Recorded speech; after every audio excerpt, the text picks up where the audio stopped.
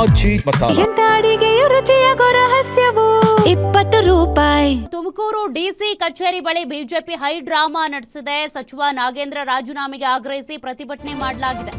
BJP ಜಿಲ್ಲಾಧ್ಯಕ್ಷ ರವಿಶಂಕರ್ ಹೆಬ್ಬಾಳ್ಕರ್ ನೇತೃತ್ವದಲ್ಲಿ ಪ್ರತಿಭಟನೆ ಮಾಡಿ ಸಚಿವ ನಾಗೇಂದ್ರ ರಾಜೀನಾಮೆಗೆ ಪಟ್ಟು ಹಿಡಿದಿದ್ದಾರೆ.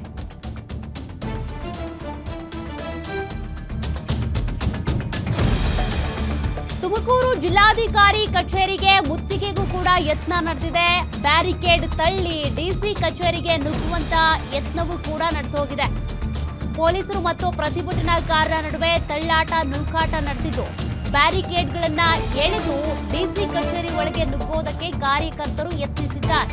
ಇನ್ನು ಪ್ರತಿಭಟನಾಕಾರರನ್ನ ಆ ಸಂದರ್ಭದಲ್ಲಿ ಪೊಲೀಸರು ವಶಕ್ಕೆ ಪಡೆದಿದ್ದಾರೆ.